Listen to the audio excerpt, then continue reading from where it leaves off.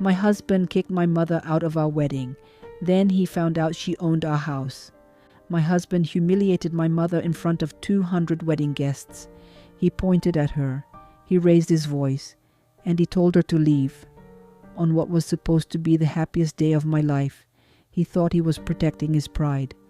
What he didn't know was that in exactly 6 weeks, he'd be on his knees, begging that same woman not to take away the roof over our heads.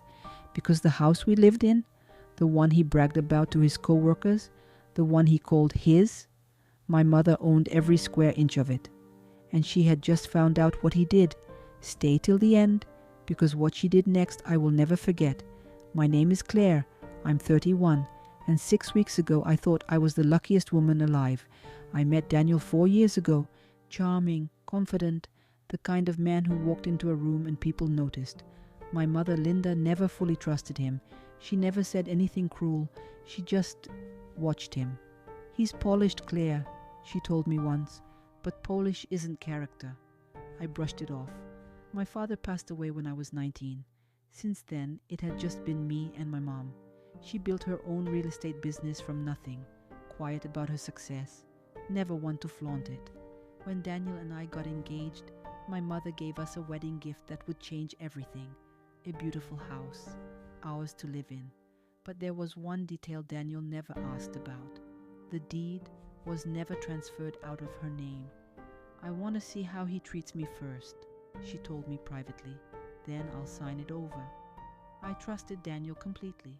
I had no idea that trust was about to be tested. In front of 200 people. Our wedding day was perfect. String lights, a garden venue, my mother crying happy tears. Until the reception, Daniel's brother Mark had been drinking. He made a cruel joke about my mother's properties, completely untrue. My mother stayed calm. She simply corrected him. It should have ended there. But Daniel, embarrassed in front of his family, grabbed my mother's arm, not gently. Linda, you're causing a scene. I think you should step outside. The room went silent. My mother looked at him and asked, "Are you asking me to leave my daughter's wedding, Daniel?" "I'm telling you," he said. "Go now." She walked out in her blue dress, head held high. I ran after her. I begged her to stay. She just held my face and said, "Enjoy your night, sweetheart. We'll talk tomorrow." Then she left. I finished my own wedding with a knot in my stomach that never went away. For weeks, Daniel acted like nothing happened. He never apologized. Not once. "She'll get over it," he told me. "Parents always do." Then the letter arrived. Certified mail, addressed to both of us.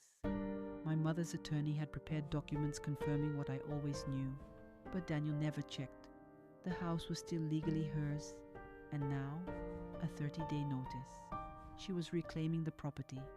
I watched Daniel's face go white in the kitchen he loved to show off. "This has to be a mistake," he said. "This is our house." "No," I said quietly. "It's never been our house. It's my mother's house.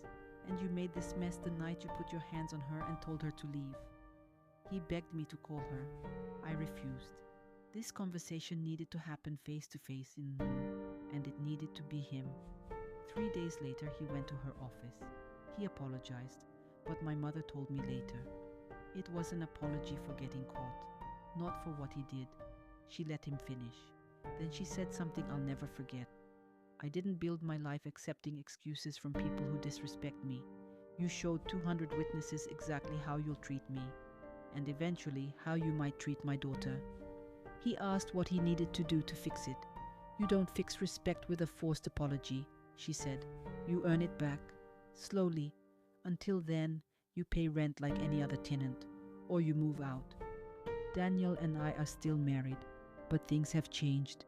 He pays rent to my mother now, on time, every month. He brings her coffee on Sundays. He actually listens when she talks. Small things, consistent things. My mother hasn't signed the deed back over. Not yet. "Respect isn't demanded back," she told me.